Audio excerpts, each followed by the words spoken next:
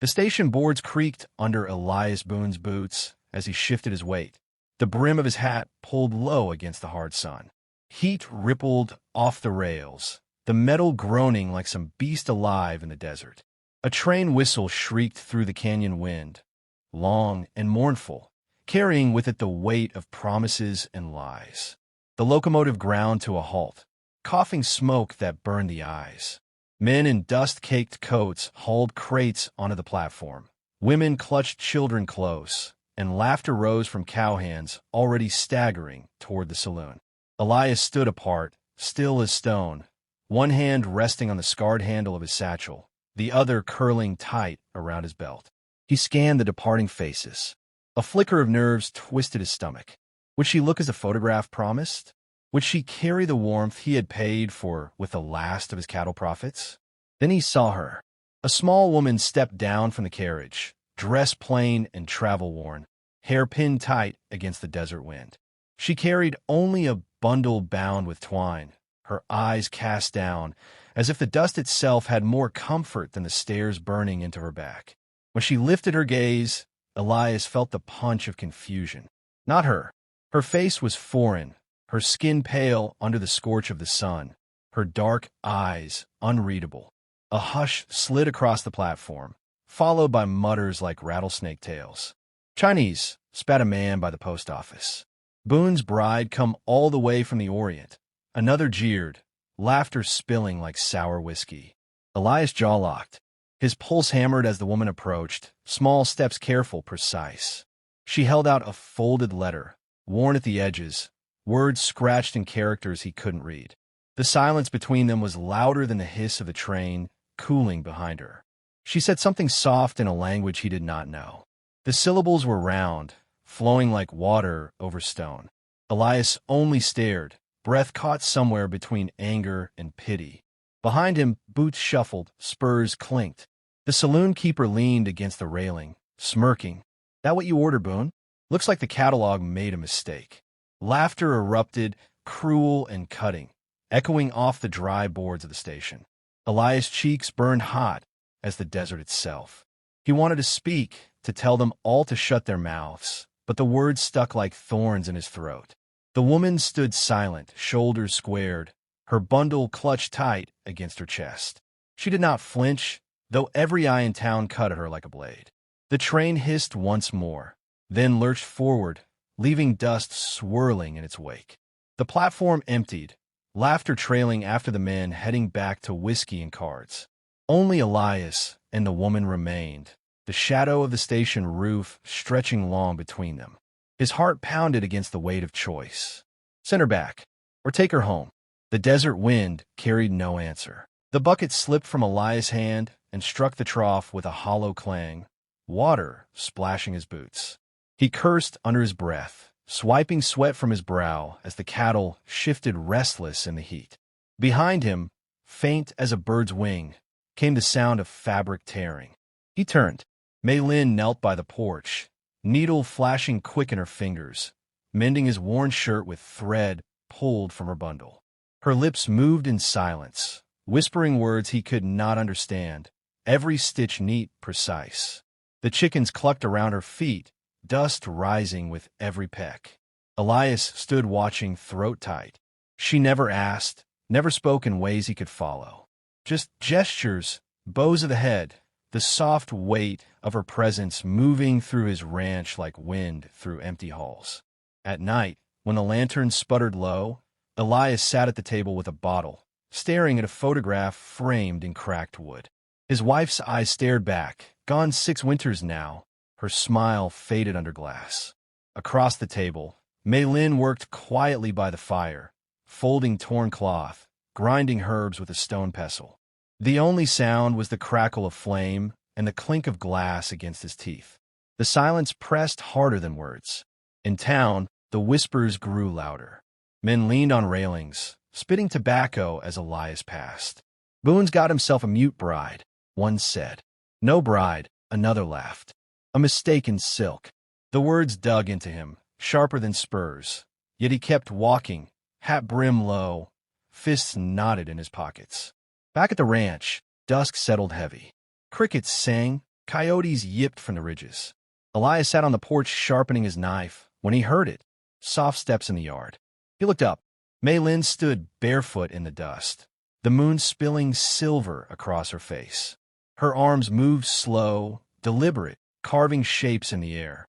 Not dance, not prayer. Each motion cut clean, steady as the swing of a blade. She bent low, rose high, pivoted with the grace of water turning stone smooth. Elias froze, the whetstone slipping from his hand. He had seen men fight in saloons, wild swings, and broken bottles. This was different. Her hand struck the air as if breaking bones, her feet planted firm as bedrock. For a moment, the desert itself seemed to hold its breath. When she stopped, her chest rose and fell, eyes closed as though she had walked through another world and back. She opened them, meeting Elias' stare. Neither spoke. The night said enough. Far off, the echo of hooves thundered down the canyon road. Rumors of raiders weren't rumors anymore. The sheriff's warning rode with the wind. Elias gripped the knife tighter, but his eyes lingered on Mei Lin, her shadow long across the yard, hands still trembling from shapes he could not name. The desert whispered of storms coming. Glass shattered across the saloon floor, whiskey spilling like blood. Clayton Pike kicked over the table, boots heavy, spurs clanging sharp in the smoke-choked air. His gang roared with laughter, 6 men strong, rifles slung careless, pistols gleaming at their hips. "Town's ours," Pike growled, voice rough as gravel. "Ain't a man here gonna say otherwise." No one moved. Cards lay scattered, hands frozen mid-play. The sheriff sat hunched near the bar, revolver untouched, his hand trembling too hard to reach for it. Sweat rolled down his temple as the outlaws stomped through the room, snatching bottles, shoving men against the walls. Elias Boone stepped forward. He felt the hush before he heard it. Chairs scraping back, boots scuffing to clear the floor. His chest burned, ribs aching from the courage it took just to plant his feet. Pike turned, grinning, eyes catching Boone like a hawk on a rabbit. "Well, hell," Pike drawled, "if it ain't the rancher with the China doll." Laughter spit from his men, echoing loud as gunfire. Elias' hand hovered near his belt, though his revolver stayed holstered. "You've taken enough," he said, voice low, steady. The room tightened. Pike's grin spread wide, showing yellow teeth. He stepped closer, the smell of liquor heavy on his breath. Then, without warning, his fist cracked across Elias' jaw. The world spun. Boards met Elias' back, dust rising where he hit the floor. Boots crashed into his ribs, pain bursting sharp with every blow. He tried to rise, tried to meet their eyes, but another kick dropped him flat. "Warning, Boone," Pike spat, standing over him. "We'll be riding for your ranch come sunrise. You best have something worth talking." He spat again, then barked a laugh that rattled the bottles on the bar. The gang stormed out, hooves pounding the street like drums of war. The saloon doors swung wild behind them, silence flooding in their wake. Men shifted uneasily, eyes fixed anywhere but on Elias as he staggered upright, blood dripping from his lip. By the time he reached home, the sky was bruised purple, stars torn sharp against the dark. He dropped heavy onto the porch, breath ragged, pain cutting through every bone. Mei Lin appeared without sound, lantern in hand. She knelt beside him, eyes sharp with fire, not pity. From her bundle, she drew leaves, crushed them in her palm, pressed them against his bruises. The sting burned, but her hands held steady. She worked without words, but her silence thundered louder than Pike's threats. Elias watched her in the glow of the lantern, shadows flickering across her face. She moved with purpose, with secrets tucked in every breath. Later, as the fire died low inside, Elias saw her crouched in the corner, blade glinting as she sharpened it slow, deliberate. She carved a mark into the wood, a symbol he did not know. Her eyes lifted once, meeting his across the dim room. For a heartbeat, the silence spoke clear. The storm was coming. Hooves pounded the dry earth, a storm of dust rising behind them. The Pike gang rode hard, rifles flashing in the dawn light, voices shouting war into the desert air. At the ranch, Elias Boone stood in the yard, shotgun clutched tight, sweat stinging the cut on his brow. His hands shook, but he did not step back. The cattle bellowed restless. Fence boards rattled, as if the land itself feared what was coming. The riders spread wide, circling, their laughter sharp as blades. Pike pulled his horse to a stop, pistol gleaming. "Told you we'd come, Boone. Ain't nothing left for you to do but bleed." The gang spurred forward. Then Mei Lin stepped from a porch. Her feet sank into the dust, her dress brushing against her ankles, blade glinting in her hand. Her eyes were steady, black pools that caught the rising sun. The wind caught her hair, whipping it loose, but her body moved calm, precise, as if every breath was measured against eternity. The first outlaw swung his rifle toward her. In one motion, she struck. The butt of the weapon knocked high, his wrist twisted, the rifle clattering useless to the ground. He fell with a cry, boot caught in the stirrup, horse dragging him through the dirt. Another charged.